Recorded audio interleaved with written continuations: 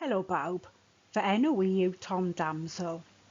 Rwy'n uwchreolwr gwella yng nghyfarwyddiaeth ansawdd Diogelwch a Gwella, perfformiad a gwelliant Gwasanaeth Iechyd Gwladol Cymru. Rydw i'n mynd i siarad â chi heddiw am sut i hwyluso trafodaeth gwrando Haen 1 fel rhan o broses gwynion newydd gwrando ar bobl GIG Cymru. Mae'r hyfforddiant hwn yn canolbwyntio ar hwyluso trafodaethau gwrando arferol.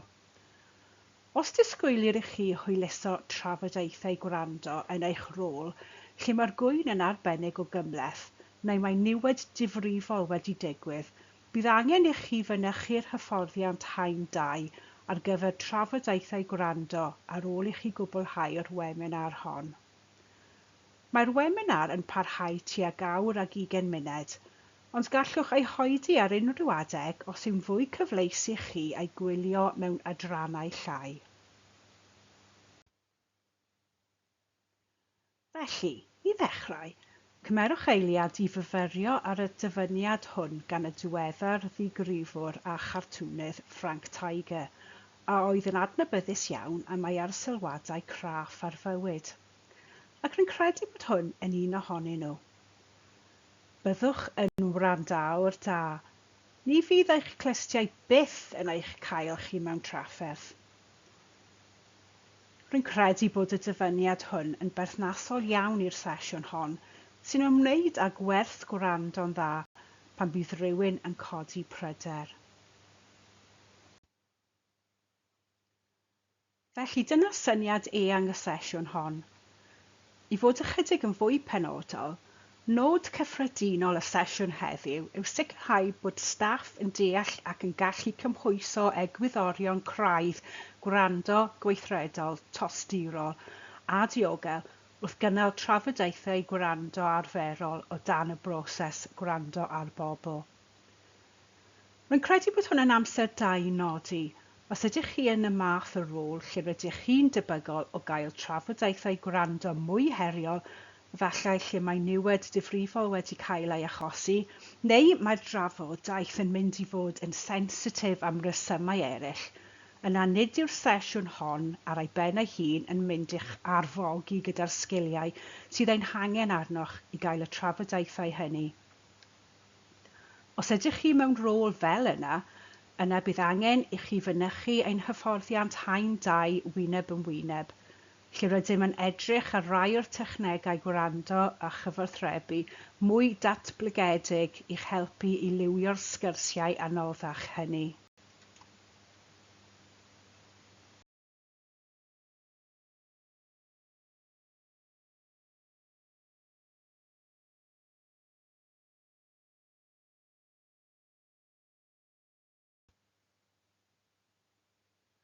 O ran y canlyniadau dysgu unigol, erbyn diwedd y sesiwn hon, byddwch yn gallu disgrifio pwrpas y canllawiau gwrando ar bobl newydd a chael gwerthfawrogiad o sut mae'n wahanol i'r trefniadau blaenorol gweithio i wella. Byddwch yn gallu esbonio pwysigrwydd gwrando o fewn y broses gwrando ar bobl, a byddwch chi'n gallu dangos sgiliau gwrando craidd mewn trafodaeth wrando.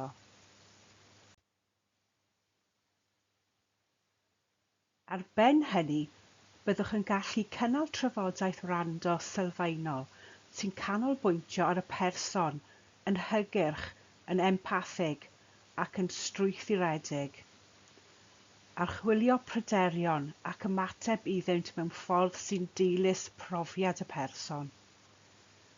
Gwerthfawrogi y gall rhywun sy'n codi pryder deimlo'n aniogel neu'n ofidus iawn.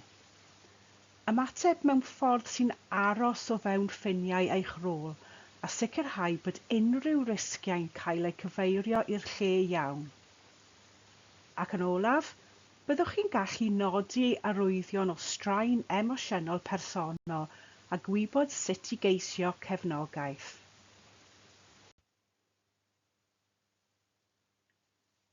Byddwn yn dechrau'r sesiwn hon trwy ddatblygu ein dealltwriaeth o bwrpas a chyd-destun gwrando ar bobl. Byddwch wedi gweld eiliad yn ôl o'r canlyniadau dysgu bod ffocws y sesiwn hon ar y drafodaeth wrando ei hun. Nid pwrpas y sesiwn yw rhoi ddealltwriaeth ddyfnach i chi o reolau ehangach gwrando ar bobl. Fodd bynnag, rwy'n credu trwy leoli'r trafodaeth gwrando hyn yn glir o fewn y broses gwrando ar bobl ehangach, a thrwy werthfawrogi bod rôl gwrando o fewn gwrando ar bobl yn nodi newid mawr yn y ffordd yr ydym yn mynd i ymdrin â phryderion am ofal cleifion o hyn ymlaen. Byddwch chi'n teimlo'n fwy parod wrth fynd i'r trafodaethau gwrando hyn ac yn fwy hyderus ynghylch beth yw eich rôl ynddynt.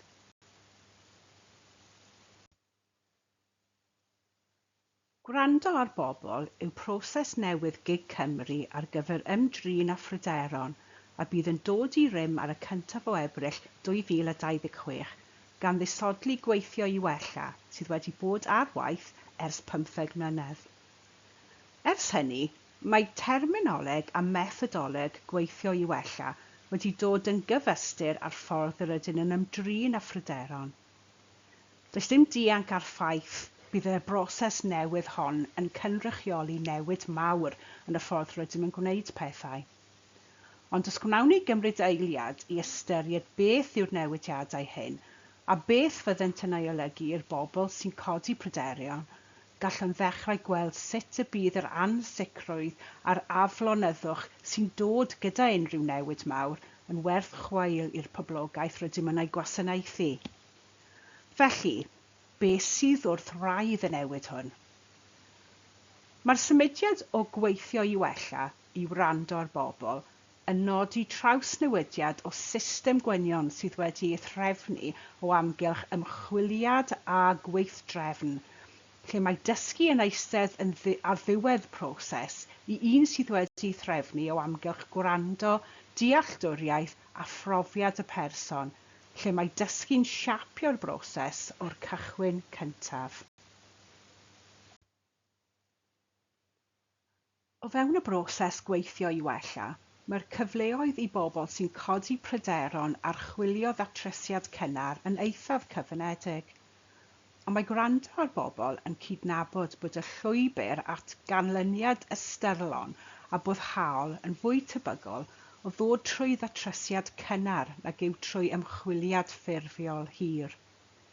Y pwynt pwysig yma yw nad ydym yn cymryd yn gyniataol beth mae'r person sy'n codi'r pryder a'i eisiau.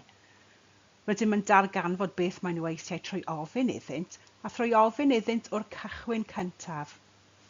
Oherwydd y person sy'n codi'r pryder sydd wrth raidd y broses gwrando ar bobl. Tra bod gweithio i wella yn siarad ar sefydliad yn bennaf am sut i gynnal y broses, sut i gynnal yr ymchwiliad, mae gwrando ar bobl yn siarad llawer mwy ar person sy'n codi'r pryder am yr hyn y gall ei ddisgwyl o'r broses, am yr hyn y mae eisiau ei gael allan o'r broses.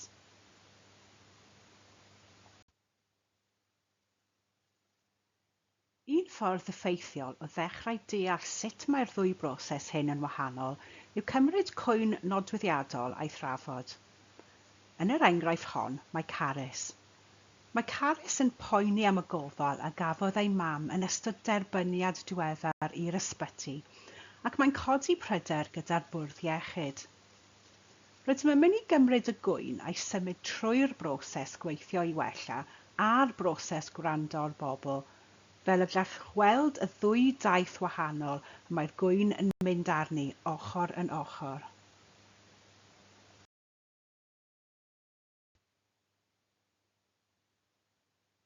Gyda gweithio i wella, mae Carys yn codi pryder ac mae'r sefydliad yn dechrau trefnu ymchwiliad ar unwaith. Mae'r cyswllt â Carys yn bennaf mwyn egluro ffeithiau ar gyfer yr ymchwiliad hwnnw. Mae'r ymchwiliad yn mynd ragddo yn unol â gofynion sefydliadol, ac ar ei ddiwedd mae Carys yn derbyn ymateb ysgrifenedig ffurfiol. Nawr, gallwch weld bod taith y gwyn hon yn edrych yn eithaf gwahanol o dan gwrando ar bobl. I ddechrau, nid yw'n dechrau gyda ymchwiliad, yn hytrach Pan fydd y sefydliad yn derbyn pryder cais, mae hi wedi cael cynnig trafodaeth wrando fel rhan o'r broses. Mai un o ddibenion y drafodaeth wrando yw casglu gwybodaeth ac egluro ffeithiau, mewn gwirionedd mae'r sgwrs yn canolbwyntio ar yr hyn sy'n bwysig i Carys, a'r hyn y mae hi'n gobeithio fydd yn digwydd trwy'r broses hon. Ac mae'r camau nesaf yn y broses yn cael eu llunio gan yr hyn sy'n dod i'r amlwg yn y drafodaeth honno. Ac ar ddiwedd y broses, mae Carys yn derbyn esboniad clir o'r hyn a ddigwyddodd a chadarnhad bod y gwasanaeth wedi gwneud y newidiadau a gofynnodd amdanynt. Felly gallwch weld mai dwy broses wahanol iawn, un sy'n cael ei siapio i raddau helaeth gan weithdrefn ac angen y sefydliadol, ac un arall yn gwrando ar bobl sy'n cael ei siapio llawer mwy gan y person sy'n codi pryder ar hyn a hoffai ei gael o'r broses. Gwrando yw sylfaen, nid yn unig y drafodaeth wrando, ond y system gwyno gyfan. Rhaid i bobl gael eu clywed, eu deall, eu trin gyda pharch a thosteri trwy gydol y broses. Ond mae ffordd y mae pobl yn cael eu trin ar y dechrau'n siapio ymddirieddaeth. Mae'n siapio'r tôn, gall hyd yn oed siapio'r llwybr y mae'r gwyn yn ei gymryd. Dyna pam mae'r peth cyntaf rydym yn ei wneud wrth wrando ar bobl yw nid ymchwilio, ond gwrando, clywed y person sy'n codi'r pryder. Oherwydd gall gwrando ddylanwadu ar a yw'r pryder hwnnw'n symud i ddatrysiad cynnar neu yw'n mynd i ymchwiliad ffurfiol. Ond mae gwrando hefyd yn ei helpu i ddeall profiad y person, yr hyn sy'n bwysicaf iddo, beth mae'n gobeithio fydd yn digwydd, ac a oes unrhyw broblem diogelwch brys. Efallai na fyddwn nhw'n gallu datrys proses yn gyflymach gyda'r ddealltwriaeth hon, ond bydd yn ei helpu broses i redeg yn fwy llyfn a chydweithredol. Ac wrth gwrs, y drafodaeth wrando, wel, dyma'r ffordd strwythiedig y mae gwrando cynnar hwn yn digwydd.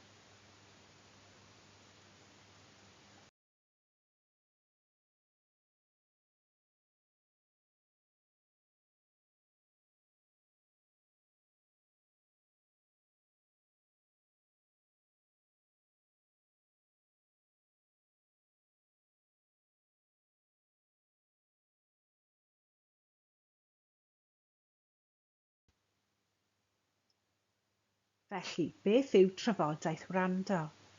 Yn gryno, mae'n sgwrs strwythiedig a gynigir yn weithredol sy'n digwydd ar ddechrau'r broses gwrando ar bobl. Ac efallai y gellir ei disgrifio orau yn y tair ffordd hyn. Mae'n lle ble gall yr unigolyn adrodd ei stori yn ei eiriau ei hun heb ymyrraeth. Mae'r sgwrs wedi hategu gan egwyddorion ymarfer sy'n ystyriol o drawma. Mae rhain yn cynnwys cydnabod emosiwn a chydnabod sut mae'r sefyllfa wedi effeithio ar y person sy'n codi'r pryder. A hefyd, mae'n ymwneud â'r holl bartïon yn ceisio ei gorau i weithio gyda'i gilydd i gytuno ar beth ddylai ddigwydd nesaf yn y broses.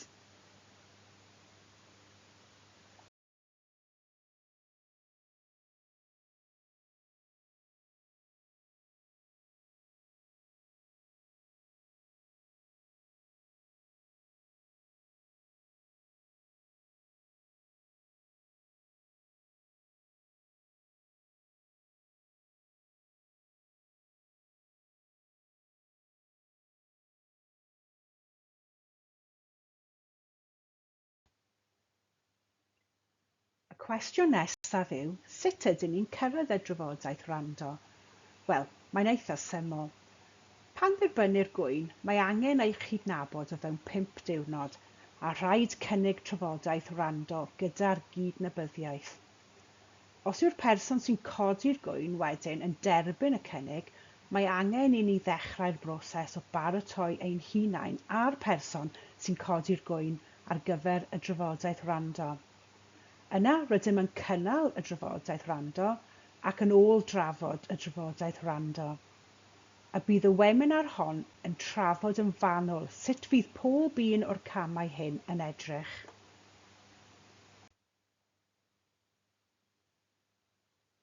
Cyn i ni wneud hyn, rwy'n credu y byddai'n ddefnyddiol iawn rhoi ein hunain yn esgidiau person sy'n codi pryder a cheisio dychmygu sut mae'n debygol o fod yn teimlo wrth baratoi ar gyfer trafodaeth wrando ac i geisio dychmygu am eiliad beth allai fod yn digwydd yn ei bywyd allai fod yn ychwanegu at y straen y mae'n mynd i fod yn dod gyda nhw i'r trafodaeth.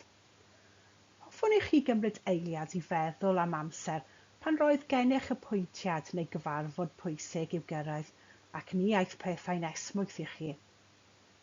Mae gennym rai enghreifftiau yma a'ch brocio'ch cof.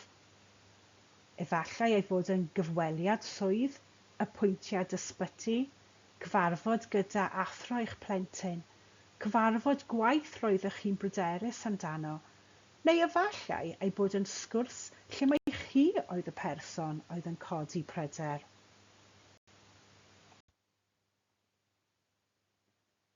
Unwaith i chi gael yr atgof yn eithaf clir yn eich meddwl, rydw i eisiau i chi gymryd eiliad i gofio beth oedd yn digwydd o'ch cwmpas.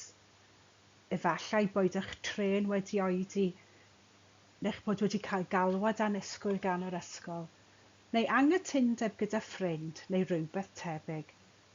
A cheisiwch gofio pa fath o gyflwr oeddech chi ynddo cyn i chi gyrraedd. Efallai mai teimlad y gallwch ei gofio fwyaf, pryder, dicter neu emosiwn cryf arall. Efallai mai'r meddyliau negyddol oedd yn chwilio o amgylch eich pen rydych chi'n ei gofio fwyaf. Dweud wrthoch hunan na allwch ymdopi â hyn neu mae pobl yn mynd i feddwl bod rhywbeth o'i le gyda mi. Rydw i'n mynd i godi cywilydd arna fy hun. Neu efallai mae teimlad corfforol sy'n sefyll allan. Rydych chi'n cofio teimlo'ch calon yn dechrau curo neu eich dwylo'n chwysu. Beth wnaethoch chi deimlo mwy o straen neu'n ansicr yn y sefyllfa hon? Neu i'r gwrthwyneb, beth wnaeth eich helpu deimlo'n dywelach neu'n fwy parod? A beth oedd ei angen arnoch chi gan y person oeddech chi'n ei gyfarfod? Efallai bod y person hwnnw wedi ymdrin â'r sefyllfa yn union y ffordd iawn a llwyddo i dynnu'r holl straen allan o'r sefyllfa a'i wneud yn brofiad cadarnhaol yn y pen draw. Neu efallai bod y gwrthwyneb wedi digwydd, ac mewn gwirionedd, sut y deliodd y person hwnnw â'r sgwrs a arweinodd at ei wneud yn brofiad anymunol. Ar ôl i chi ystyried y cwestiynau hyn, gofynnwch y cwestiwn olaf rwy'n i chi hyn. Sut y gall y teimladau a'r pwysau hyn eich helpu i ddeall beth y gall rhywun annwyl fod yn ei gario pan fydd yn dod i drafodaeth wrando?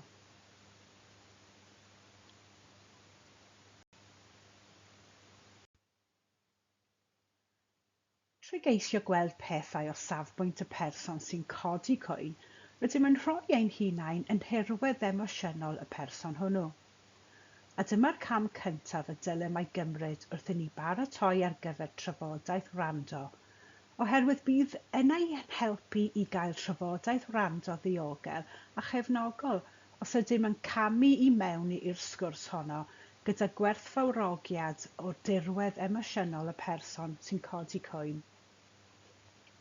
Gall pobl gyrraedd yn teimlo'n ddig, ofnus, wedi cynhyrfu neu wedi llethu, a gallai'r emosiynau hyn adlewyrchu colli ymddiriedais, ofn peidio â chael ei credu, neu drallod am yr hyn sydd wedi digwydd.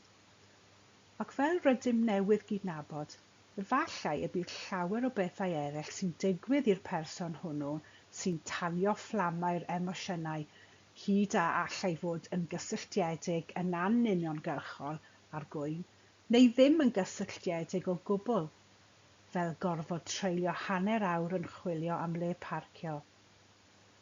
Y pwynt yw bod emosiwn cryf gan y person hwnnw'n ymateb dynol arferol pan fydd rhywbeth yn teimlo'n aniogel, yn aneglur neu wedi achosi pryder sylweddol.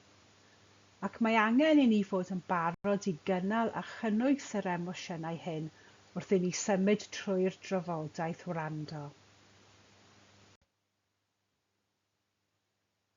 Nesaf, rydym yn mynd i ganolbwyntio ar ein tirwedd emosiynol ni, y gwrandawr. Os mae'r cam cyntaf yw baratoi ar gyfer trafodaeth wrando yn gwerthfawrogi tirwedd emosiynol y person sy'n codi pryder, y cam nesaf yw ystyried y llwyth emosiynol a gwybodol rydych chi, y gwrandawr, yn dod i'r drafodaeth honno. Mae hon yn ran bwysig iawn o'r paratoiadau, ond mae'n haws dweud na gwneud. Rydym yn aml yn teimlo cymaint o'n hamser yn canolbwyntio ar yr hyn sy'n digwydd i'n cleifion, neu ein cydweithwyr, neu ba dasg bynnag angen sydd ei gwneud nesaf. Rydym yn anghofio gwirio ein hunain a chanolbwyntio ar yr hyn sy'n digwydd i ni. Ond bydd canlyniad peidio â gwneud hyn yn aml yn cael ei teimlo yn y drafodaeth wrando ei hun. Efallai byddwch chi'n cyrraedd yn teimlo wedi eich rithro, dan straen, yn bryderus, yn absennol eich meddwl, neu hyd yn oed yn ansicr a oes gennych y sgiliau neu'r paratoiadau sydd eu hangen arnoch. Efallai eich bod chi'n cario pwysau o ryngweithiadau anodd cynharach, neu bod gennych flaenoriaethau gwahanol yn mynd o gwmpas eich pen, neu bod gofynion ehangach y gwasanaeth yn ei gwneud hi'n anodd iawn canolbwyntio ar yr hyn sydd o'ch blaen. Ac yn holl bwysig, nid oes botwm y gallwn ei wasgu i ddiffodd yr holl sŵn hwn. Mewn gwirionedd, y gwrthwyneb sy'n wir.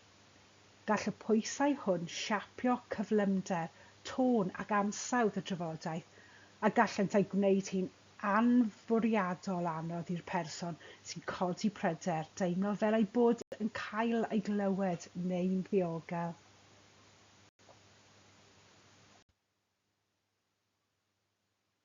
Felly, yr allwedd i drafodaeth wrando gadarnhaol yw creu ymdeimlad o ddiogelwch i chi'ch hun ac i'r person sy'n codi pryder. Ac yn hollbwysig, nid yw hwn yn cael ei gyflawni trwy fod yn gyfathrebwr arbenigol, beth bynnag mae hynny'n ei olygu. Bydd yn cael ei gyflawni trwy ymarfer sgiliau gwrando craidd, meddu ar wybodaeth gadarn, dda o'r broses gwrando ar bobl, a strwythur trafodaeth wrando gwerthfawrogiad o werth hunanofal a phoratoi trylwr ar gyfer y trafodaeth. Nid yw bod yn gyfathrebwr caboledig yn cymryd lle yr uchod, oherwydd perfformiad caboledig yw peth olaf sydd ei angen ar berson sy'n codi pryder. Mae angen iddo deimlo fel ei fod yn cael sgwrs gyda pherson go iawn, sy'n mynd i'r drafferth gyda gofal, parch a gostyngeidrwydd. Trwy wneud y pethau hyn, byddwch chi'n gallu dod ar fersiwn orau, nid perffaith, ond y fersiwn orau ohonoch chi'ch hun i bob trafodaeth wrando.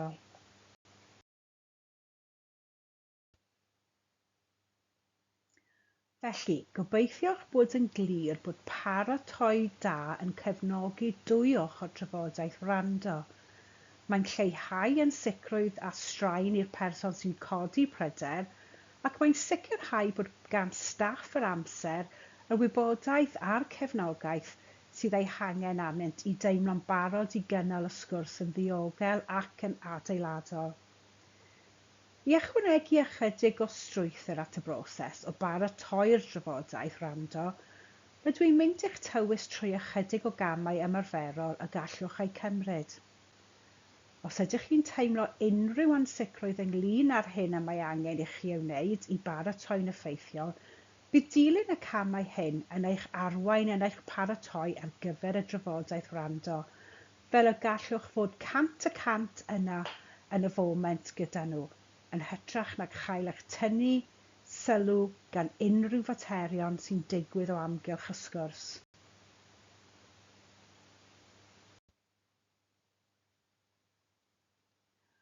Yn gyntaf oll, rydym yn cynnig y drafodaeth wrando yn brydlon, a thrwy brydlon, fel y soniwyd yn gynharach, mae hyn yn golygu cynnig y drafodaeth wrando pan fyddwn yn cydnabod y pryder. Yna rydym yn paratoi'r person sy'n codi'r pryder ar gyfer y drafodaeth wrando. Rydym yn siarad ag ef hi am beth yw pwrpas trafodaeth wrando, beth yw ddisgwyl o'r drafodaeth wrando, a byddwn yn siarad am bwy fydd yno, byddwn yn siarad am ddewisiadau cyfathrebu. Wrth hyn, dwi ddim yn golygu iaith, rwy'n siarad mwy am yr arddull gyfarthrebu y mae rhywun yn teimlo'n fwyaf cyfforddus â. Mae rai pobl yn hoffi llawer o amser a lle mewn sgwrs i fyfyrio. Mae eraill yn hoffi'r sgwrs fod ychydig yn gyflymach. Mae rai pobl yn gwerthfawrogi eglurder. Mae eraill yn gwerthfawrogi cynhesrwydd yn fawr. Mae gwirio hyn yn helpu drafodaeth i aros yn gyson ac yn haws cymryd rhan ynddi. Mae hefyd yn bwysig gwneud y person yn ymwybodol o'r gefnogaeth y gallai chael gan wasanaethiau eiriolaeth fel llais a bod yn barod i wthio dyddiau trafodaeth wrando i roi cyfle i'r person gael mynediad at yr eiriolaeth honno. Nesaf, os mai chi yw'r arweinydd arfeddedig ar gyfer y drafodaeth, mae'n bwysig gwirio eich paradrwydd emosiynol a chyfasrwydd eich hun a chydnabod pan am ba bynnag reswm, efallai nad chi yw'r person iawn ar gyfer y drafodaeth wrando honno ac i estyn allan at rywun arall sy'n gallu hwyluso. Yna rydym yn cytuno pwy arall fydd yn mynychu o'r sefydliad, gan fod yn ymwybodol nad ydym am lethu'r person na phwydleisio anghydbwysedd pŵer trwy gael gormod o gynrychiolwyr sefydliadol yn yr ystafell. Ac yn olaf, rydym yn paratoi amgylchedd ar logistig. Rydym yn cytuno gyda'r person a'r fformat ar gyfer y drafodaeth wrando. Ydy hi ar-lein? Ydy hi dros y ffôn neu wyneb yn wyneb? Rydym yn gwirio hygyrchedd neu anghenion iaith. Rydym yn cynnal unrhyw wyriadau diogelwch neu asesiadau risg angenreidiol, ac rydym yn gwneud trefniadau ymarferol. Fel rydym eisoes wedi cydnabod, gallai anwybyddu'r hyn a allai ymddangos fel manylion cyffredin i ni, fel parcio neu ddod o hyd i ystafell mewn adeiliad mawr prysur, daflu'r person yn llwyr gan godi'r pryder ar yr union foment yr ydym eisiau iddyn nhw deimlo'n groesawgar ac yn ddiogel ar gyfer y drafodaeth wrando.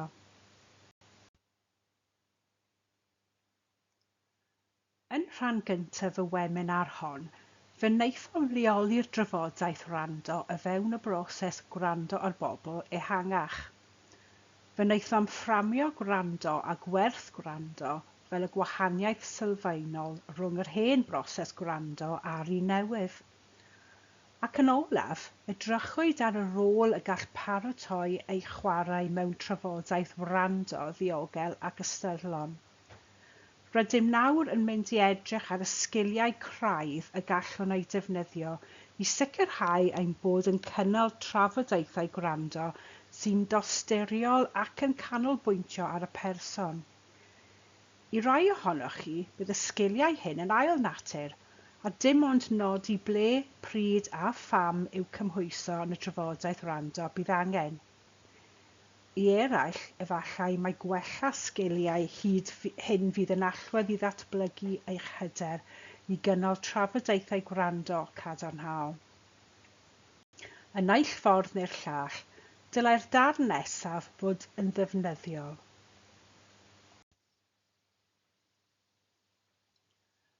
Gadewch i ni ddechrau gyda'r cynhwysyn pwysicaf ar gyfer cyfathrebu cadarnhaol, a hwnnw yw gwrando gweithredol. Yr ymddygiad cyffredinol sy'n ragori ar yr holl sgiliau cyfathrebu unigol a fydd yn eich helpu i gynnal trafodaeth wrando gadarnhaol. Mae gwrando gweithredol yn golygu rhoi ein holl sylw i rywun a dangos eich bod wedi deall yn go iawn, neu efallai'n fwy realistig eich bod yn ceisio deall beth ddigwyddodd a sut yr effeithiodd arnynt. Mae mor bwysig oherwydd yr ymddygiad sy'n dod ag empathi yn fyw. Mae empathi'n golygu cydnabod a gwerthfawrogi sut mae rhywun arall yn teimlo hyd yn oed pan mae ei brofiad yn wahanol iawn i'n profiad ni. Gall taro dôn emosiynol hon mewn trafodaeth rando ein symud yn agosach at y person sy'n codi pryder, hyd yn oed pan fydd emosiynau parhau i fod dan straen. Mae pethau penodol yn gallu eich gwneud a fydd yn eich helpu i wrando'n weithredol mewn sgyrsiau go iawn.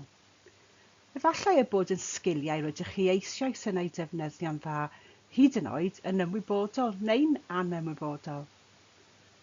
Ond os nad ydych chi, peidiwch y phoeni. Maent i gyd yn ymarferol iawn, yn hawdd iawn i'w dysgu. Maent yn helpu pobl i deimlo ei bod yn cael eu clywed a'i deall, ac maent yn creu'r amodau ar gyfer trafodaeth rando'n fwy diogel, tywelach a mwy adeiladol, hyd yn oed pan fo'r sefyllfa'n anodd.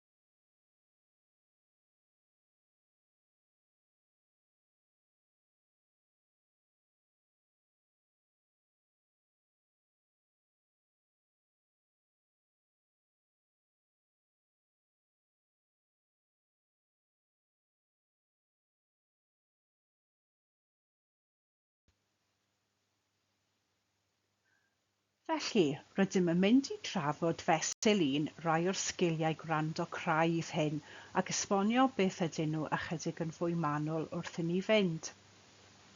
Yn gyntaf oll, y sgil ac mae'n sgil o roi lle i'r person hwnnw heb unrhyw ymyrraeth. Ni fydd hyn bob amser yn dod yn naturiol. Efallai y byddwn yn ysu eisiau ymyrryd pan fydd person yn siarad. Ond gall hyn fod yn anefnyddiol, hyd yn oed os oes gennym rhywbeth cadarnhaol o'i ddweud, oherwydd y nod fan hyn yw gadael i'r person adrodd ei stori'n llawn cyn i ni symud ymlaen at gwestiynau. Mae hyn yn dangos parch. Mae'n sicrhau nad yw'r person yn teimlo bod ei stori'n cael ei reoli'n ormodol, ac mae'n ei helpu i setlo i mewn i'r sgwrs ar ei gyflymder ei hun. Mae hefyd yn eich helpu chi i glywed ei stori, oherwydd ni allwn wrando ar yr hyn mae'n ei ddweud a meddwl am yr hyn rydym eisiau ei ddweud nesaf ar yr un pryd. Ac mae hynny'n dod â ni at y sgil nesaf, sy'n gysylltiedig ar un diweddar. Ac mae hyn yn ymwneud â dal y tywelwch. Rydym yn caniatáu seibiannau heb brysur i'w llenwi. Mae distawrwydd yn aml yn rhoi lle i bobl feddwl, anadlu, a dod o hyd i geiriau sydd eu hangen arnynt. Mae hefyd yn rhoi cyfle i ni ffurfio cwestiynau rydym eisiau ei gofyn heb golli unrhyw ddeialog allweddol ar hyd y ffordd. Nesaf, rydym yn defnyddio crynodeb myfyriol. Rydym yn cynnig crynodebau byr i wirio ein bod wedi eu cael yn iawn. Ydw i wedi deall hynny'n iawn, enghraifft? Mae hyn yn adeiladu ymddiriadaeth ac yn lleihau'r risg o gamddealltwriaeth.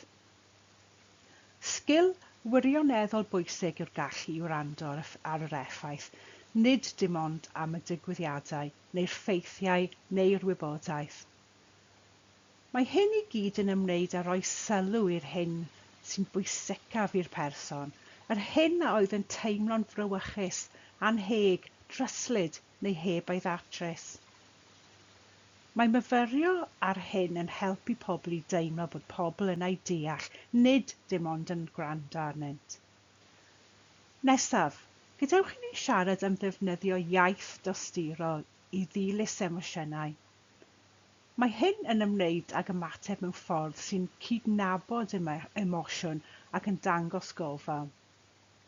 Rhywbeth fel, gallaf glywed pa mor ofidus yw hwn i chi. Pan fydd person yn brifo, nid oes angen i ni roi y ddiwydion iddyn na allwn ei cadw. Mae angen iddyn deimlo ei bod yn cael ei credu a'i cefnogi.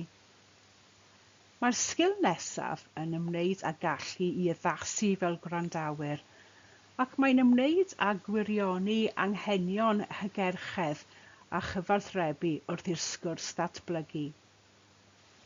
Rydym yn gwirio'n ysgafn wrth fynd, a yw'n cyflymder yn y fformat, yr arddull yn iawn, a llif yn gweithio iddyn nhw, ac rydym yn addasu os oes angen. Mae hyn yn helpu cadw diddordeb y person ac yn sicrhau bod y drafodaeth yn parhau i fod yn gyfforddus ac yn rhwydd drwyddi draw. Ac un pwynt olaf, mae'n bwysig iawn i ni fod yn ymwybodol y gall diwylliant, iaith, anabledd, gwahaniaethau pŵer a phrofiadau yn y gorffennol lunio pa mor ddiogel y bydd rhywun yn teimlo i siarad. Gallwn helpu fodd bynnag, gallwn helpu trwy wneud diogelwch yn eglur, trwy arafu, gwirio sut mae pethau rydym yn ei dweud yn cael ei dehongli a'i croesawu, a rhoi caniatâd i'r person siarad yn ei ffordd ei hun.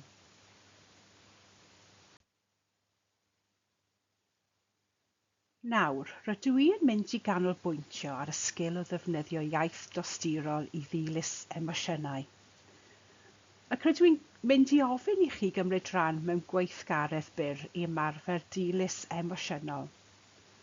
Mewn eiliad, rydych chi'n mynd i weld dau sylw y gallai rhywun ei gwneud wrth godi pryder.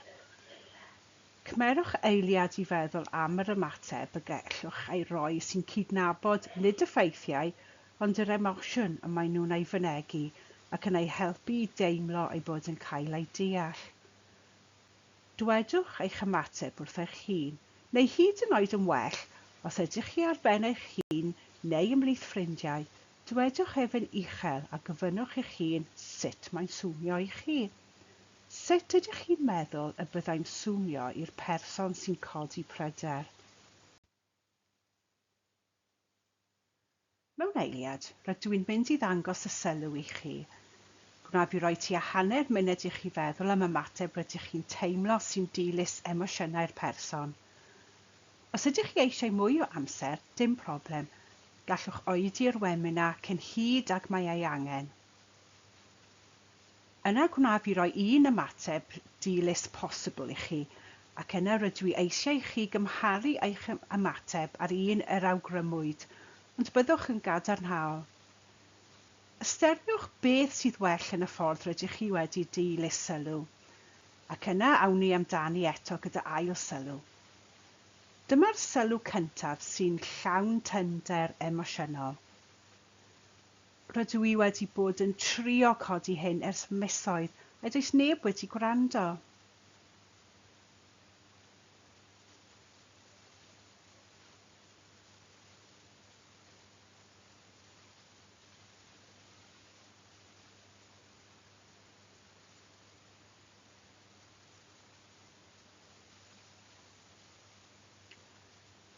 Felly, dyma un ymateb posibl sy'n dilys. Gallaf glywed pa mor flinedig a rwystredig mae hynny wedi bod i chi, ac rwy'n falch eich bod wedi dod ag ef i'm sylw heddiw. Cymharwch yr hyn a gwnaethoch chi feddwl amdano gyda'r ymateb a awgrymwyd. Meddyliwch am beth ydych chi'n ei hoffi fwy am eich ymateb chi. Dyma'r ail sylw sy'n llawn tyndra emosiynol.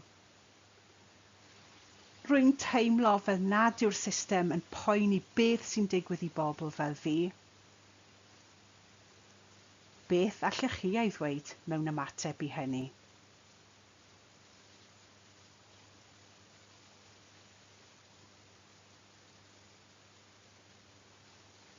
Un peth posibl y gallech ei ddweud fyddai hyn. Mae'n swnio fel bod hyn wedi gwneud i chi deimlo'n siomedig iawn, ac rydw i eisiau i chi wybod fy mod i'n cymryd yr hyn rydych chi'n ei ddweud o ddifrif. Felly eto, meddyliwch am yr hyn feddyliwch chi amdano. Cymharwch ef â hyn, sydd ddim ond awgrym, ac eto, myfyriwch ar yr hyn yr oeddech chi neu hoffi am eich datganiad. A efallai yr iaith dosturol y dywysoch chi ei defnyddio?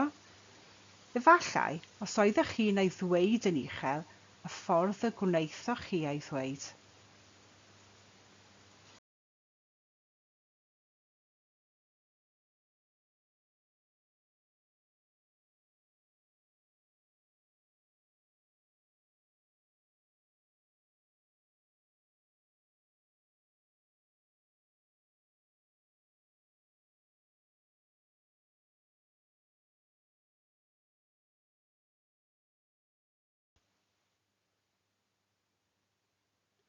Gobeithio bod y gweithgaredd yna wedi mynd yn dda i chi. Rwy'n siwr ei fod. Ac rwy'n siwr y byddwch chi'n ymwybodol nawr, os nad oeddech chi eisoes, bod ymateb effeithiol emosiynol yn aml yn golygu dewis yr iaith gywir, dod o hyd i'r pethau tosturol iawn i'w ddweud. Mae iaith yn bwysig, ond hefyd popeth o'i chwmpas. Tôn, cyflymder, ystym, mynegiant. Mae cyfathrebu heb eiriau'n aml yn dweud mwy wrthym na geiriau. Felly un sgil gwrando craidd nad ydym wedi siarad amdano eto yw roi sylw i arwyddion di-eiriau. Y signalau di-eiriau rydym yn ei derbyn gan y person arall, ond hefyd y signalau di-eiriau rydym yn ei hanfon allan yn ystod y sgwrs.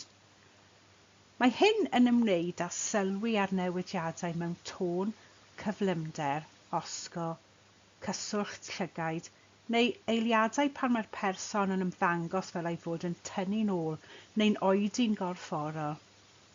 Mae rhain yn aml yn dweud wrthych sut mae'r person yn teimlo, hyd yn oed pan nad yw ei eiriau. Rydym i gyd yn gyfarwydd â'r dywediad bod llun yn werth 1000 o eiriau.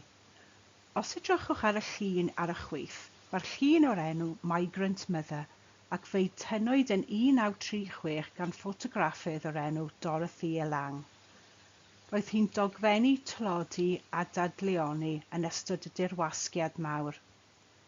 Mae'r hyn sy'n gwneud y ddelwedd hon mor bwerus yn gwbl ddi-eiriau. Ei mynegiant, y plant yn troi mewn iddi am amddiffyniad, y tensiwn yn ei hosgo. Rydych chi'n deall ei hofn a'i chyfrifoldeb a'i gwitnwch, heb i un gair gael ei siarad. Ond yr hyn rydym yn aml yn ei anwybyddu yw bod yr un sgiliau di-eiriau sy'n gwneud peintiadau a ffotograffau fel hyn mor effeithiol yn llunio ystyr yn ei sgyrsiau hefyd. Yr hyn a hoffwn i chi wneud yw meddwl am foment y gawsoch chi gyda pherson arall. Rhywbeth sydd wedi aros gyda chi, ond gwnewch yn siwr ei fod yn atgof sy'n teimlo'n gyfforddus i'w gofio. Dydw i ddim eisiau iddo fod yn unrhyw beth rhy anymunol. Rhywbeth sy'n teimlo'n ddiogel i'w gofio. Cymerwch eiliad i feddwl am hynny.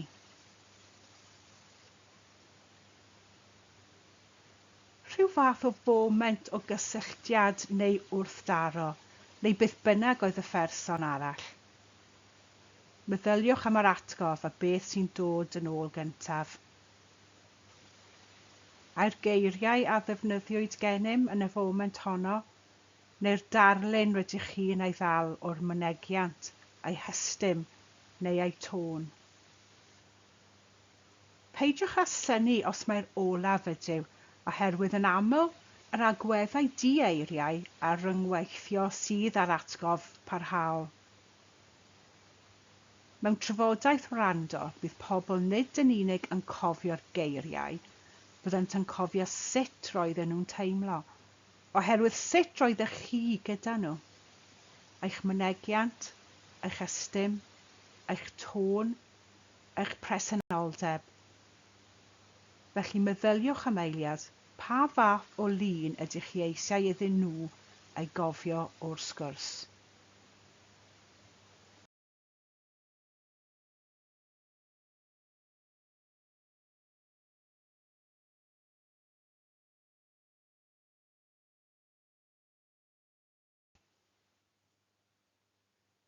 Rydw i'n mynd i redeg trwy restr fer o awgrymiadau di-eiriau y gallwch chi fel gwrandawr ei ddefnyddio i helpu bobl i deimlo'n bwyllog, ei bod yn cael ei clywed ac yn ddiogel. Ceisiwch ddefnyddio ystym agored, breichiau heb eu croesi, ysgwyddau hamddenol a'ch corff ar ongl tuag at y person rydych chi'n siarad â nhw. Cadwch gyswllt llygad cyson, dim byd rhy ddwys ond heb osgoi chwaith. Gnewch eich hun ar gael gyda'r cyswllt llygaid.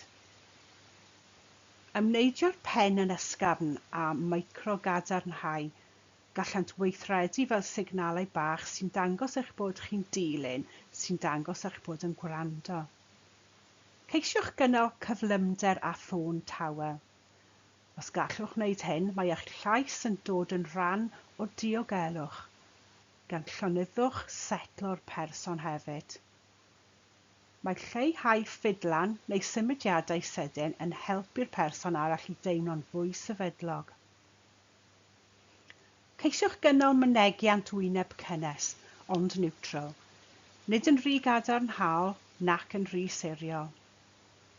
Fel bodau dynon, rydym yn eithaf da am sylwi ar ddiffyg dilusrwydd mewn eraill pan fyddwn ni'n siarad â nhw, ac nid yw'r bobl y byddwn yn ryngweithio â nhw'n wahanol.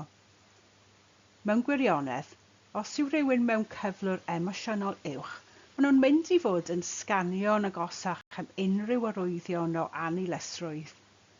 Allwn ni ddim gwisgo mwgwd yn y trafodaethau gwrando hyn.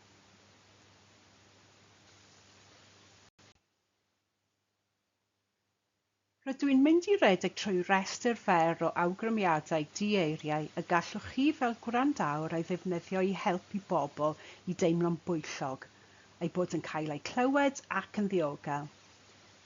Ceisiwch ddefnyddio ystym agored, breichiau heb eu croesi, ysgwyddau hamddenol a'ch corff ar ongl tuag at y person rydych chi'n siarad â nhw. Cadwch gyswllt llygad cyson, dim byd rhy ddwys ond heb osgoi chwaith. Gnewch eich hun ar gael gyda'r cyswllt llygaid.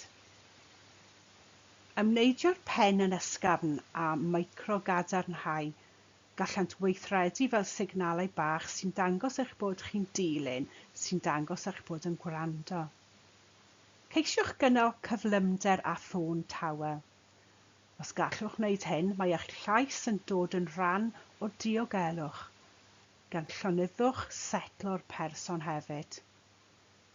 Mae lleihau ffidlan neu symudiadau sydyn yn helpu'r person arall i deimlo'n fwy sefydlog.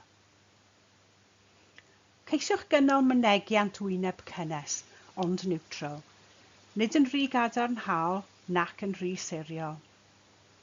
Fel bodau dynon, rydym yn eithaf da am sylwi ar ddiffyg dilusrwydd mewn eraill pan fyddwn ni'n siarad â nhw, ac nid yw'r bobl y byddwn yn rhyngweithio â nhw'n wahanol.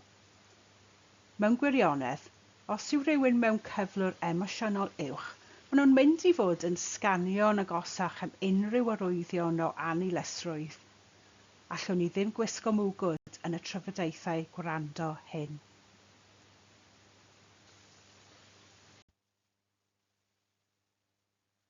Rydym yn mynd i siarad yn gryno am ymarfer sy'n ysteriol o drawma nawr.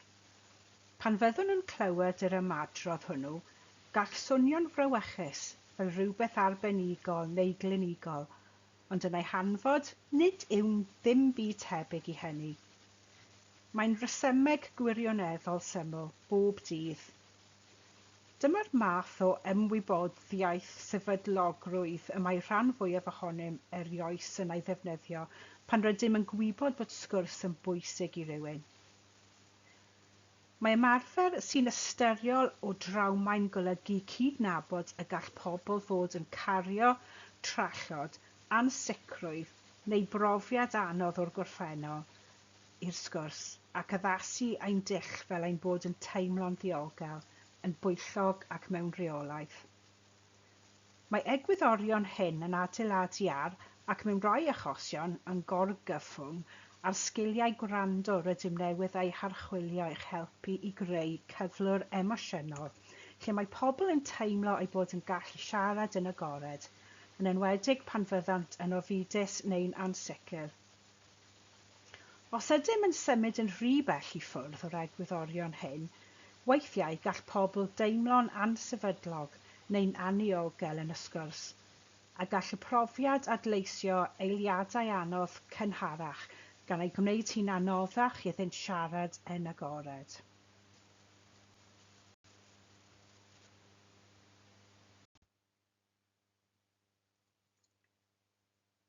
Mae arlliw i ymarfer sy'n ysteriol o drawma, wrth gwrs, ond y rhan fwyaf o'r amser, mae dilyn set fach o reolau clir yn fwy na digon i wneud yn siwr nad ydym yn gwneud unrhyw niwed yn ein trafodaethau gwrando.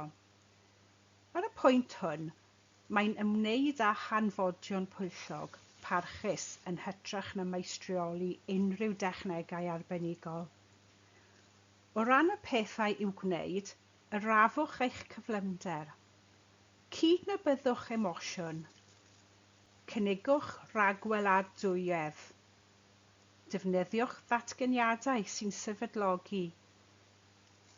Dilyswch emosiwn heb gymeradwyo cyfrifon, heb ei gwirio. Rhowch ddewis lle bynnag y bo modd a daliwch y distawrwydd. Mae'n debyg y byddwch yn sylwi bod llawer o'r ymddygiadau hyn yn sgiliau rydym eisoes wedi siarad amdanynt, ac nid oes unrhyw bethau annisgwyl yma.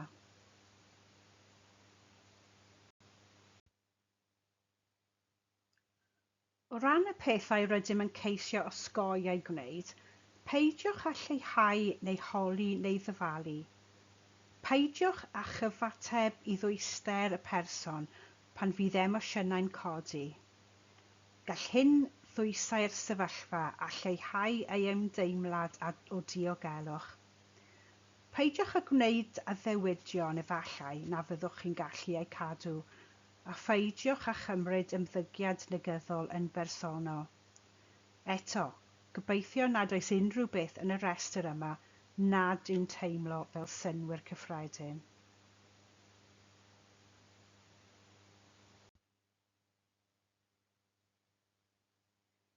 Hyd yn hyn, mae'r sgiliau cyfathrebu rydym wedi eu trafod wedi bod yn bennaf yn bethau y gallwn eu gwneud i arafu pethau ychydig, a chefnogi gwrando yn y drafodaeth wrando. Nawr, rydym yn mynd i gymryd ychydig o amser i edrych ar rai o'r sgiliau cyfarthrebu a gallwn ei defnyddio i liwio'r sgwrs ychydig. Gall y sgiliau cyfarthrebu y byddwn yn ei drafod nawr eich helpu i symud trwy drafodaeth wrando. Yn gyntaf, trwy annog y person i adrodd ei stori. Ac yna, unwaith y bydd y person wedi cael y lle i ddweud beth sydd yn ei angen arno ac rydych chi wedi deall yr effaith emosiynol trwy arwain y person tuag at gasgliad cadarnhaol i'r drafodaeth. Mae'r sgiliau hyn yn cefnogi'r gofyniad gwrando ar bobl i gasglu gwybodaeth glir, deall y canlyniad a ddymunir, a gosod y sylfaen ar gyfer camau nesaf diogel a datrysiad cynnar posibl.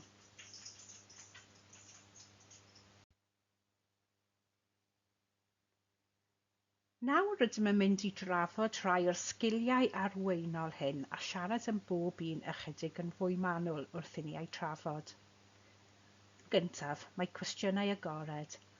Nawr rwy'n siŵr bod llawer ohonoch yn gwybod beth yw cwestiynau agored a pham rydym yn ei defnyddio. Mae rhain yn gwestiynau sy'n dechrau gyda beth, sut, pwy, pryd, ble neu pam, ac maent yn gwahodd y person i ddisgrifio'r hyn a ddigwyddodd a sut yr effeithiodd arno gan eich helpu i nodi holl agweddau'r pryder a hefyd beth mae eisiau ei weld yn digwydd nesaf. Mae'r canllawiau'n glir. Mae'r cam gwrando'n gyfle i gasglu gwybodaeth, ond dim ond os ydym yn agosáu at y cam hwn yn ysbryd archwilio agored y gallwn wneud y gorau o'r cyfle hwn. A cwestiynau agored yw'r adnoddau sy'n helpu pobl i siarad oherwydd ei bod yn gwahodd mwy na dim ond ymateb, ie neu na. Y sgil arweinol nesaf yw cwestiynau eglurhaol. Mae rhain yn gwestiynau sy'n gwirio manylion nad ydynt yn glir, fel y gallwch ddeall y pryder yn gywir cyn gweithredu neu gofnodi. Mae'r canllawiau gwrando ar bobl yn pwysleisio'r defnydd o gwestiynau eglurhaol i sicrhau bod gennym ddealltwriaeth glir o beth yw'r flaenoriaeth i'r person a beth yw effaith digwyddiadau i'r person hwnnw. Y sgil arweinol nesaf yw gwirio ddealltwriaeth. Mae hyn yn crynhoi hyn rydych wedi glywed ac yn gofyn ydych chi wedi deall yn iawn. Mae hyn yn atgyfnerthu eich bod wedi gwrando ar y person ac yn cefnogi'r gofyniau gwrando ar bobl am gadw cofnodion yn gywir ac ymateb mewn ffordd sy'n dilys profiad y person. Yn olaf, mae'r sgil arweiniol o archwilio ysgafn. Mae hyn yn golygu archwilio'r effaith, y cyd-destun a'r hyn sy'n bwysicaf i'r person sy'n codi pryder. Mae'r dull ysgafn hwn yn eich helpu i ddeall ei canlyniad dymunol ac all ei datrys yn gynnar fod yn bosibl. Ac mae'n cyd-fynd â'r canllawiau i ofyn am ganlyniadau a chefnogi datrysiad cynnar pan fo'n briodol.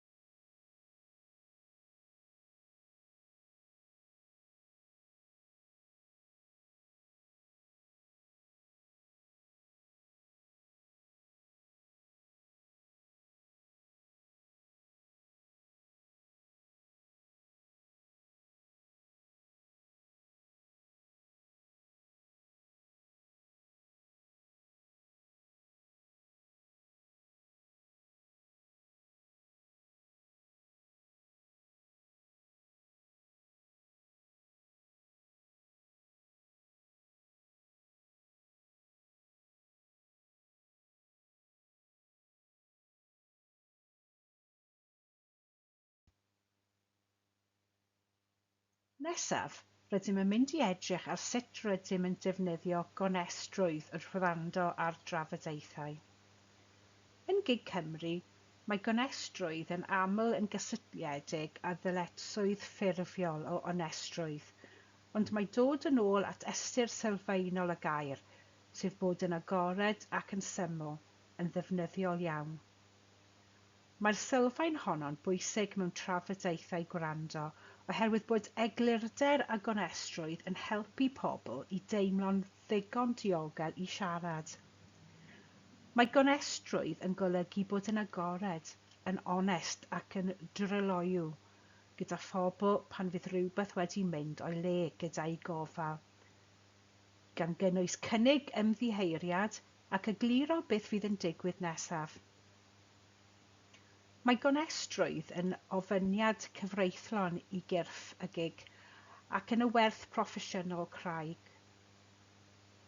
Mae'n amddiffyn ymddiriadaeth, mae'n lleihau amddiffyniad ac mae'n helpu pobl i deimlo eu bod yn cael eu parchu a'i cymryd o ddifrif. Ac i atgoffa, nid yw ymddiheuriad yn gyfaddefiad o atebolrwydd. Mae'n cydnabod profiad y person ac effaith y mae'r sefyllfa honno wedi cael arnynt.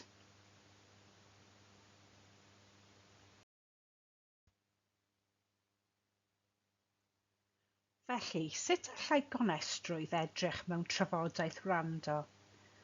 Gallai olygu bod yn glir am yr hyn rydych yn ei wybod, bod yn onest am yr hyn nad ydych chi'n ei wybod eto. Peidio â lleihau, osgoi nag atal gwybodaeth.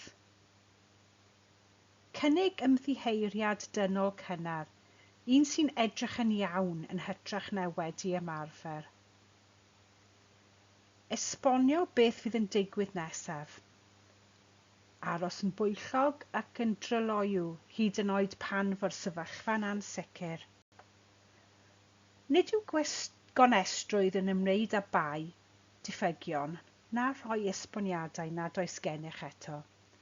Mae'n ymwneud â ddiffiantrwydd a pharch.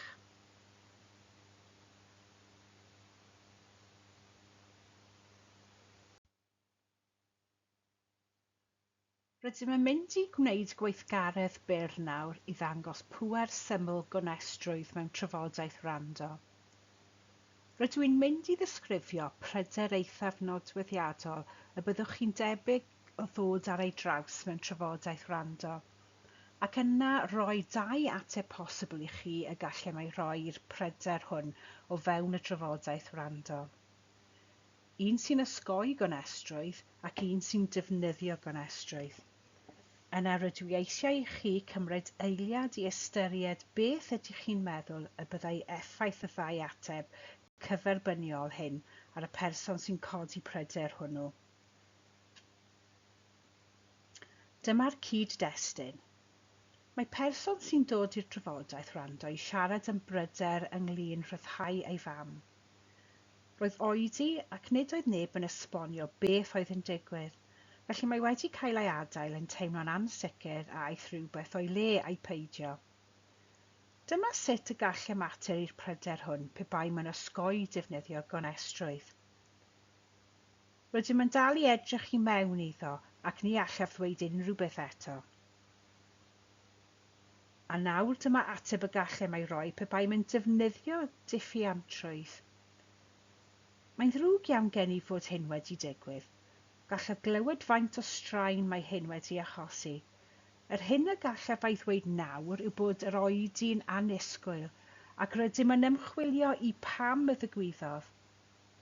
Byddaf yn gwneud yn siwr eich bod yn cael y wybodaeth ddiweddaraf cyn gynteg ac y byddwn yn gwybod mwy.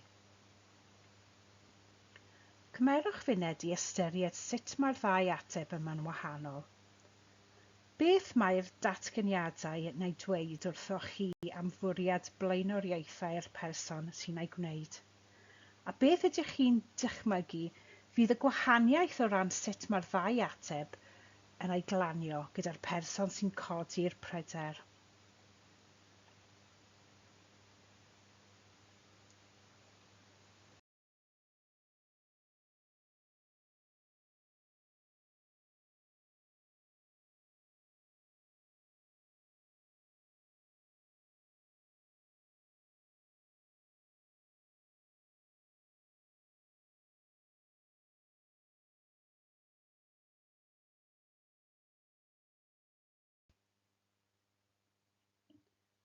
Efallai wrth fyfyrio, rydych chi'n teimlo'r un ffordd ag ydw i pan fyddwch chi'n myfyrio ar y ddau ateb hynny, sef bod gonestrwydd yn wirioneddol bwysig. Mae'r ymateb cyntaf yn amwys ac yn gaeedig. Mae'n rhoi dim i'r person fel gafael arno, felly bydd ei bryder a'i ddiffyg ymddiriadaeth yn cynyddu'n naturiol.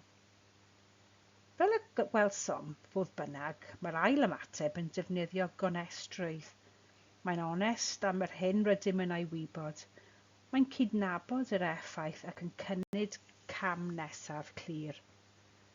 Felly mae natur agored yn helpu pobl i deimlo'n fwy sefydlog ac yn cael eu parchu'n fwy, hyd yn oed cyn i unrhyw atebion fod ar gael mewn gwirionedd.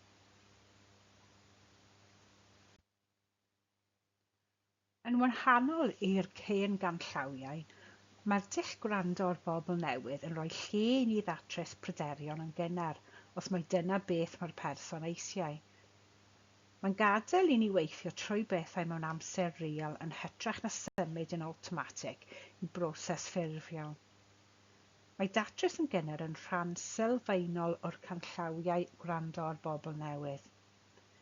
Mae'n cydnabod y gellir datrys llawer o bryderon yn gynnar drwy sgwrs glir, barchus, lle mae'r person yn teimlo ei fod yn cael ei glywed, ei hysbysu a'i gymryd o ddifrif. Nid yw datrysau cynnar yn ymwneud â chau pethau lawr yn gyflym. Mae'n ymwneud â chreu amodau lle mae'r person yn teimlo bod ei pryder wedi deall a bod y camau nesaf yn glir.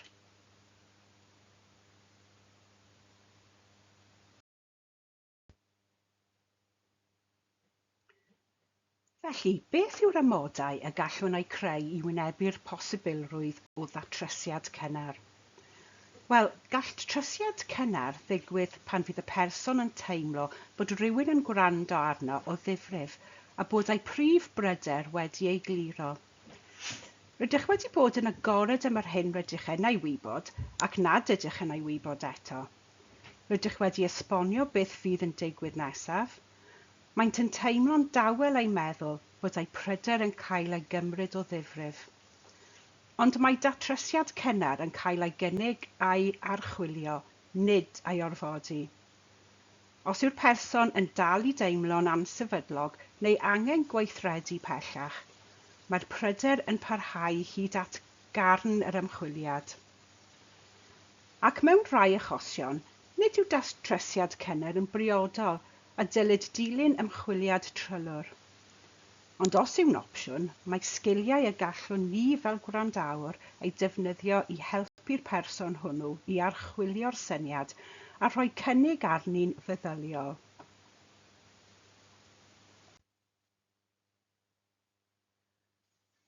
Rydw i'n mynd i ofyn i chi ddarllen 2 ddatganiad mewn eiliad gan person sy'n codi pryder.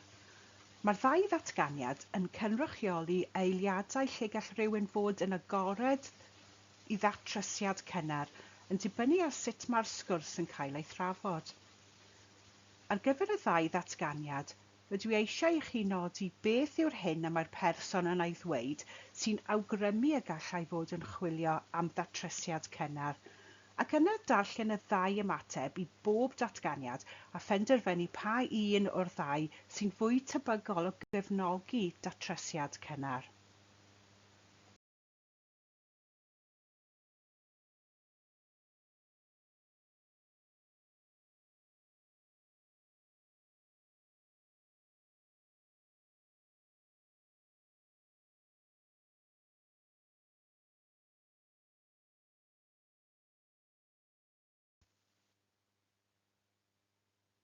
Dyma'r datganiad cyntaf.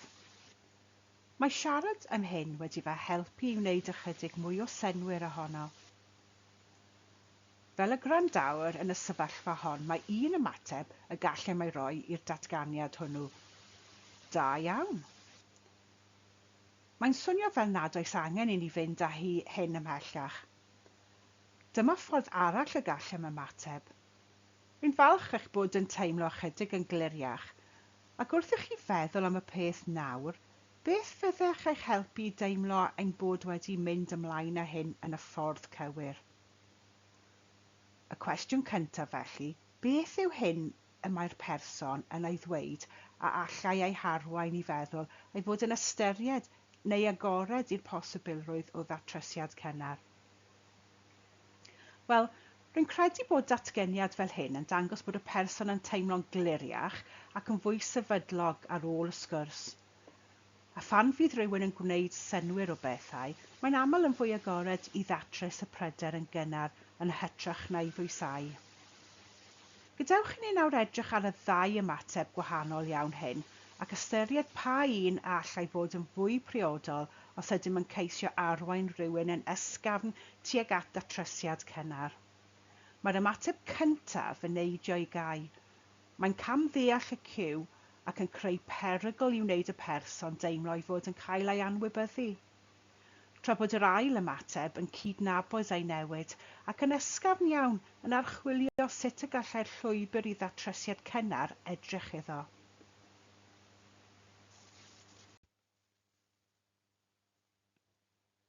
Gadewch i ni fynd amdani eto. Gadewch i ni roi cynnig ar un arall. Dyma ddatganiad y gallai person sy'n codi pryder ei wneud. Doeddwn ni ddim yn disgwyl i'r ymchwiliad mawr. Roeddwn ni eisiau i rywun glywed beth ddigwyddodd. Felly eto, mae gennym ddau ymateb bosibl i'r datganiad hwn i'w dangos i chi. Ymateb 1. Wel, os nad ydych chi'n disgwyl unrhyw beth ffurfiol, mae'n debyg mai dyma'r cyfan sydd angen i ni ei wneud. Dyna un ffordd y gallem ymateb, a dyma un arall. Diolch am ddweud wrthym beth sy'n ei angen arnoch. Mae cael eich clywed yn iawn yn bwysig. A nawr eich bod chi'n dechrau teimlo eich bod chi'n cael eich clywed, ydych chi'n teimlo'n gliriach am yr hyn yr hoffech i ddigwydd nesaf. Felly eto, gadewch i ni fynd yn ôl at y datgeniad a gofyn beth yw'r signalau rydym yn eu cael gan y person sy'n dweud wrthym y gall fod yn agored i ddatrysiad cynnar. Rwy'n credu bod datgeniad fel hyn yn dweud wrthym nad oedd y person yn ceisio proses ffurfiol, ond ei fod eisiau cael ei glywed. A phan fydd rhywun yn dweud hyn, mae'n dangos mai cydnabyddiaeth yw'r hyn maen nhw ei angen, nid uwch gyfeirio, sy'n aml yn golygu bod datrysiad cynnar yn bosib. O ran y ddau ymateb, mae'r ymateb cyntaf yn lleihau'r pryder ac yn awgrymu bod y drafodaeth wedi bod yn un hawdd. Gall hyn fynd o chwith a gadael y person yn teimlo'n llai tueddol o fod eisiau datrysiad cynnar nag yr oedd wrth fynd i mewn i'r drafodaeth. Yr ail ymateb, fodd bynnag, mae'n cadw'r sgwrs ar agor. Mae'n anrhydeddu'r profiad y person ac unwaith eto yn archwilio'n wirioneddol ysgafn a yw'n teimlo'n ddigon sefydlog ar gyfer datrysiad cynnar.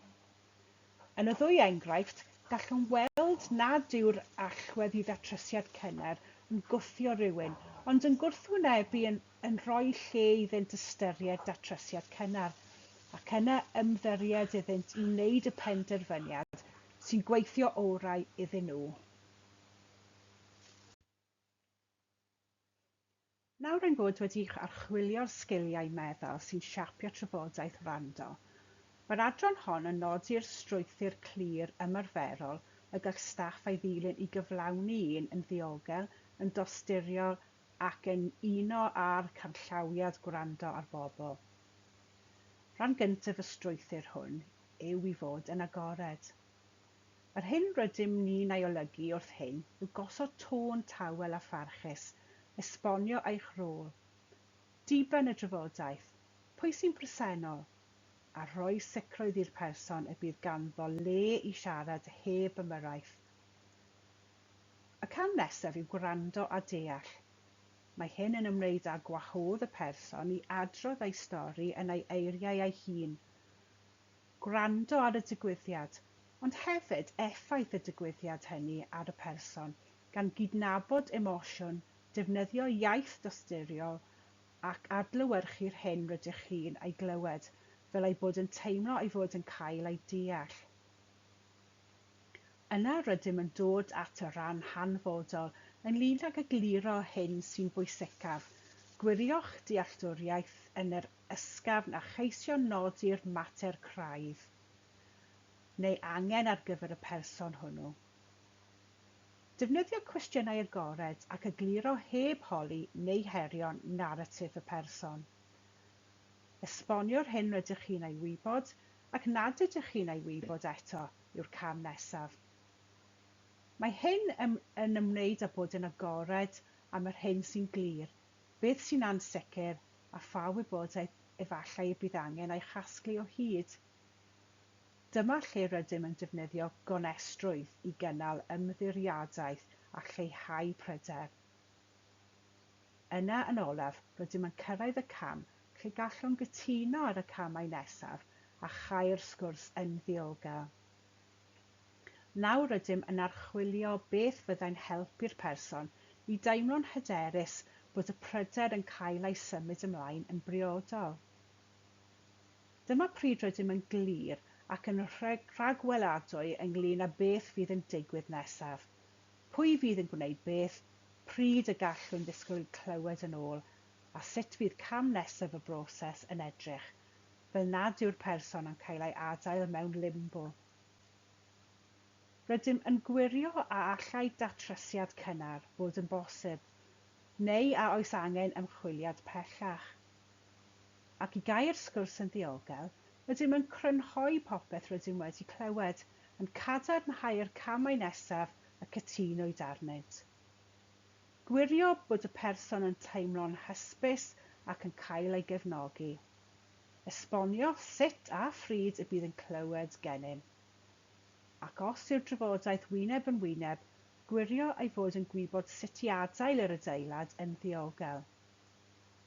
Y mwyaf clir y gallwn bod, y mwyaf o'n sylw y gallwn roi i ganolbwyntio ar y person sy'n codi pryder, a'r stori y mae angen iddo ei hadrodd wrthym.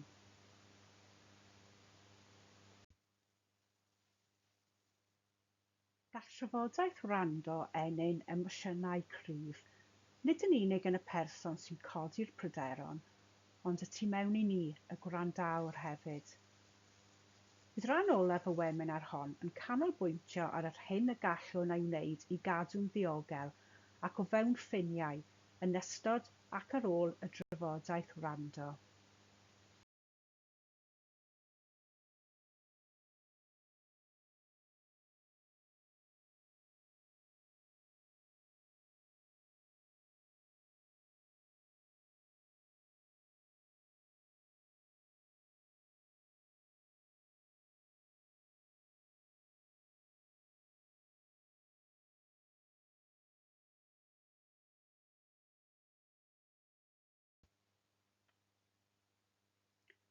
Cyn dadansoddi hyn yn fwy manwl, mae'n werth dweud rhywbeth ymlaen llaw. Bydd trafodaethau gwrando'n gweithio dim ond pan fydd ymdeimlad clir o beth sy'n iawn, beth sydd ddim, a beth yw ein rôl mewn gwirionedd. Nid yw ffiniau'n rwystrau, nhw yw'r hyn sy'n cadw'r sgwrs yn gyson ac yn ddiogel i bawb sy'n cymryd rhan. Mae trafodaethau gwrando'n sgyrsiau tosturiol, ac maent hefyd yn gyfarfyddiadau proffesiynol. Mae ffiniau clir yn eich helpu i aros yn bwyllog, amddiffyn y person sy'n codi'r pryder a sicrhau bod y drafodaeth yn parhau i fod yn ddiogel, yn barchus ac o fewn cwmpas y broses gwrando ar bobl. Nid yw ymddygiad camdriniol, bygythiol neu wahaniaethol tuag at staff byth yn dderbyniol, a dylid ei reoli yn unol â phrosesu sefydliadol. Ar yr un pryd, mae'n bwysig cydnabod y gall pobl sy'n codi pryderon deimlo'n ddig, yn ofidus neu emosiynol. Mae hwn yn ymateb dynol dealladwy, pan fydd rhywbeth yn teimlo'n aniogel, anheg neu heb ei ddatrys. Ac fel gwrandawr proffesiynol, rhan o'ch rôl fydd aros yn bwyllog a ffrwyno lefel resymol o ddicter heb ddod yn amddiffynnol neu ei gymryd yn bersonol. Ni ddylid cyfeirio pobl sydd â hanes o batrymau cwynion cymhleth neu heriol y mae gwasanaethau wedi eu chael yn anodd eu trin yn y gorffennol i drafodaeth gwrando arferol. Dylynt gael ei reoli gan uwch staff sydd wedi mynychu hyfforddiant Haen 2. Cyn i ni edrych ar y sleidiau hyn a'r nodi pan nad yw rhywun yn teimlo'n ddiogel, mae'n bwysig iawn cadw ffin glir. Nid yw'r staff sy'n cynnal trafodaethau gwrando Haen 1 yn gyfrifol am reoli risg hunanladdol neu hunanniweidio. Mae hynny y tu allan i cwmpas y rôl hon. Mae hynny y tu allan i gwmpas y rhan fwyaf o'r roliau, ond mae gan pawb ohonom gyfrifoldeb i sylwi pa nad yw rhywun yn teimlo'n ddiogel ac i weithredu yn unol â llwybrau diogelwch ein sefydliad. Mae'r sleidiau hyn yn ymwneud â deall y cydbwysedd, gwybod beth nad yw'n gyfrifoldeb i ni ein gario ac yna gwybod beth na ddylem ei anwybyddu. Nod y Gweminar hon yw eich arfogi i gynnal trafodaethau gwrando arferol. O ran risg, eich rôl yw gwrando, cydnabod a dilys emosiynau, a chydnabod pan fydd rhywbeth yn teimlo y tu hwnt uwch cwmpas. Gall pobl gyrraedd yn cario trallod, ansicrwydd neu ofn sylweddol, hyd yn oed pan fydd y pryder ei hun yn ymddangos yn gymedrol. Gall mynegiant o anobaith, siarad am eisiau marw neu arwyddion o dynol nodi bod ei trallod bellach yn peryglu ei diogelwch.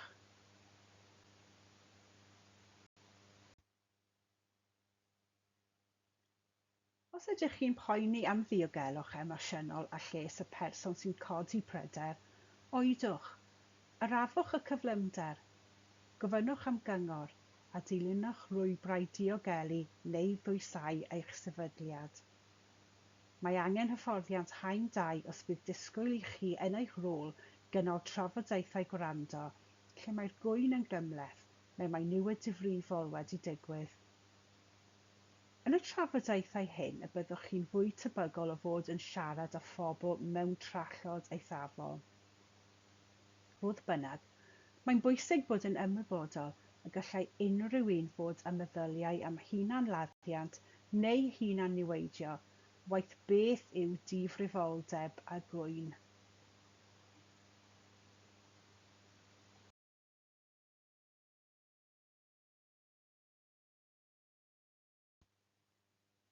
Nesaf, rydym yn mynd i edrych ar un o'r amodau mwyaf hanfodol ar gyfer gwrando da, a hynny yw hunanofal. Mae ein gallu i wrando'n dda dibynnu ar ein cyflwr meddwl ein hunan.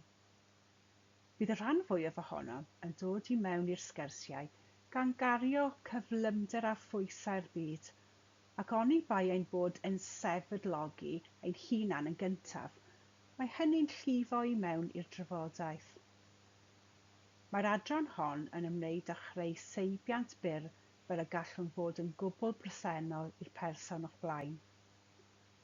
Mae yn gallu wrando'n dda yn dibynnu ar eich cyflwr meddwl chi eich hun. Mae bywyd gwaith modern yn dod ag anhrefn gwybodol, gofynion cystadleuol, sŵn digidol, gweddillion emosiynol a ryngweithiadau cynharach, pob un ohonynt yn gallu gweidi i drafodaeth gwrando. Mae trio'n ffordd syml o sefydlogi eich sylw yn y foment bresennol, fel y gallwch wrando gyda eglurder yn hytrach na chael eich tynnu gan straen neu dynnu sylw. Gall seibiant sefydlogi byr cyn dechrau trafodaeth wrando eich helpu i gyrraedd yn llwyr bresennol. Nawr rwy'n mynd i ofyn i chi ymarfer y dechneg sefydlogi fwyaf syml y gellir eich dychmygu, a gallwch ei gwneud wrth wylio'r Gweminar hon. Cymerwch eiliad i roi cynnig ar y seibiant sefydlogi hwn. Rhowch eich traed yn fflat ar y llawr, gadewch eich sgwyddau ollwng, ac yna cymerwch anadl araf hwyllog. Sylwch sut y gall yr ail-osod syml hawdd hwn eich helpu i gyrraedd yn fwy presennol yn y foment. A gallwch ddefnyddio'r dechneg syml hon i sefydlogi eich hun cyn dechrau trafodaeth wrando. Mewn gwirionedd, mae mor fyr a hawdd gallwch ei ddefnyddio os oes angen i chi astudio'ch hun yng nghanol trafodaeth wrando.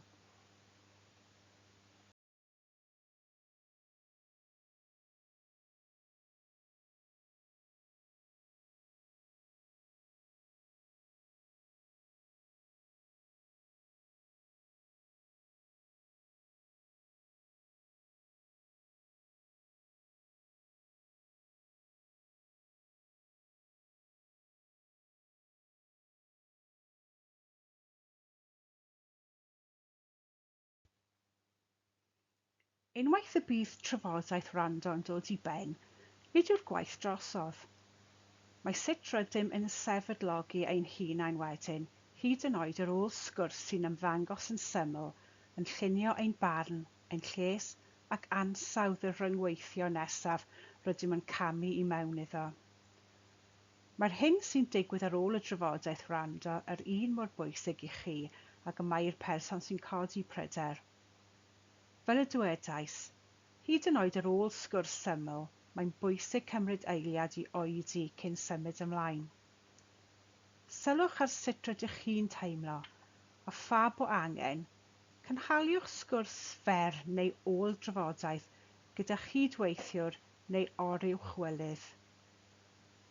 Mae rannu'r llwyth emosiynol a gwirio eich argraffiadau'n rhan o ymarfer cyfrifol, yn enwedig pan fydd y sgwrs wedi bod yn ddwys neu efallai yn fwy cymhleth nag yr oeddech chi'n meddwl y byddai. Ac o ran dogfennu'r trafodaeth wrando, gwnewch nodyn cymesur clir sy'n adlewyrchu stori'r person ac yn adlewyrchu'r pwyntiau allweddol a drafodwyd a'r camau nesaf y cytunwyd arnynt, a sicrhau ei fod wedi ysgrifennu ei storio yn union a gofynion llywodraethu gwybodaeth a chofnodion iechyd eich sefydliad.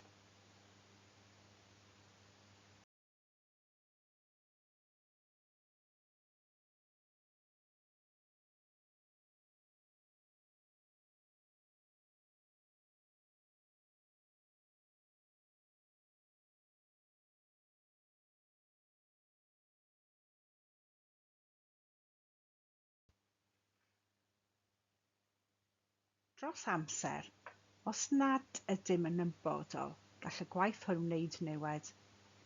Mae talu sylw i sut mae'n effeithio arnom a defnyddio'r strwythurau cymorth o'n cwmpas yn rhan o gynnal ymarfer diogel tosturol yn y tymor hir.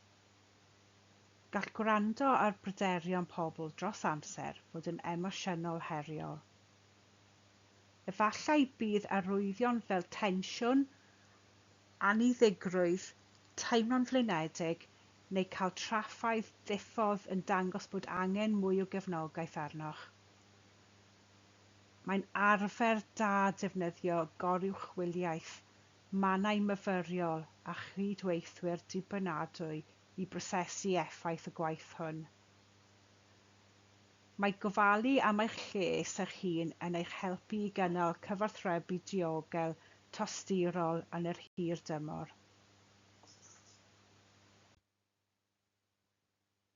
Mae'r sleid nesaf yn cyflwyno acronym syml sy'n dwyn ynghyd holl egwyddorion craidd trafodaethau wrando yr ydym wedi trafod yn y Gweminar hon mewn un lle, ac mae'n cael ei alw'n pleis. Mae trafodaeth wrando'n cael ei llunio gan ychydig o elfennau syml sy'n helpu'r sgwrs i deimlo'n ddiogel, teimlo'n barchus ac adeiladol. Mae pleis yn dwyn ynghyd â cynhwysion craidd rydych chi wedi'ch harchwilio trwy gydol y hyfforddiant hwn. Y pethau sy'n helpu rhywun i deimlo'n ei fod wedi clywed ac yn ei helpu i aros yn bwyllog ac yn glir. Ac efallai y byddwch chi'n ei weld yn gymorth cof defnyddiol ar gyfer eich trafodaethau gwrando. Felly, gadewch i ni drafod pleis. Mae'r prepare yourself, yn sefyll am baratoi eich hun, felly cyrraedd wedi sefydlogi yn emosiynol barod ac yn glir am eich rôl. Mae listen fully, yn sefyll am wrando'n llawn, rhoi lle parhaus, gwrando am effaith a chydnabod emosiwn yn ofalus. Mae'r acknowledge openly, yn sefyll am gydnabod yn agored, defnyddio diffiantrwydd, bod yn onest am yr hyn rydych chi'n ei wybod ac nad ydych chi'n ei wybod, a chynnig ymddiheiriad dynol pan fyddai ei angen. Mae clarify what matters, yn sefyll am egluro beth sy'n bwysig, gwirio eich ddealltwriaeth. Archwiliwch beth mae person yn gobeithio fydd yn digwydd a nodi'r mater craidd neu'r angen. Ac yn olaf, explain and agree next steps, sy'n sefyll am esbonio a chytuno ar y camau nesaf. Byddwch yn ragweladwy ac yn gymerus am yr hyn fydd yn digwydd nesaf, fel nad yw'r person yn teimlo unrhyw ansicrwydd.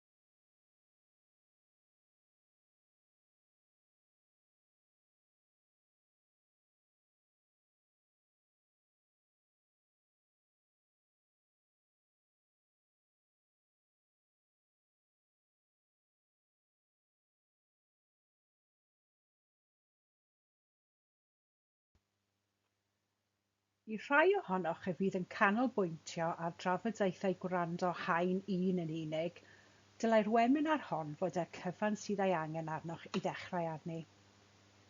Bydd y rhai ohonoch y fydd yn hwyluso trafodaethau gwrando Haen 2 hefyd yn mynd ymlaen i fynychu hyfforddiant ychydig yn fwy manwl i'ch paratoi ar gyfer y sgyrsiau hyn. Yn naill ffordd neu'r llall, rwy'n gobeithio eich bod wedi mwynhau'r Gweminar hon ac yn teimlo eich bod wedi cael eich ysbrydoli i barhau i ddatblygu fel gwrandawr. Os ydych chi'n ffansïo rhywfaint o ddysgu hunan gyfeiriedig ar y pwnc, rydych chi'n lwcus oherwydd mae cymaint o adnoddau fel TED Talks a phodlediadau ar gael sy'n cynnig ffyrdd arloesi iawn o wella eich gwrando. Ac i mi, dyma un o'r greuon. 5 Ways to Listen Better gan Julian Treasure. Mae ar gael ar YouTube. Sgwrs fer iawn yw hi ac mae'n tynnu sylw at ba mor hawdd mae gwrando go iawn yn mynd ar goll yn sŵn pwysau pob dydd ac mae'n cynnig ffyrdd syml o adeiladu sylw a phresenoldeb. Mae'n atgyfnerthu sgiliau craidd o hyfforddiant hwn, sefydlogi'ch hun a sylwi ar yr hyn sy'n mynd ar y ffordd a chreu amodau i glywed yr hyn sy'n bwysig mewn sgwrs. Ac os ydych chi'n mynd ymlaen i fynychu'r hyfforddiant Haen 2, bydd ei gyflawniad i'r cysyniad o safleoedd gwrando yn baratoad da iawn ar gyfer yr adrannau a rheoli sylw yn yr hyfforddiant Haen 2.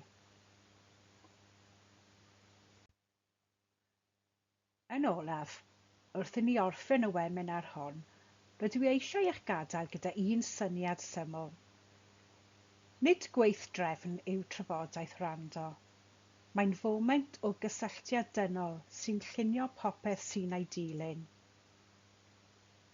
Diolch am ymgysylltu ar Gweminar hon a phob lwc ar eich trafodaethau Gwrando. Rwy'n gwybod eich bod chi'n mynd i wneud gwahaniaeth go iawn. Diolch.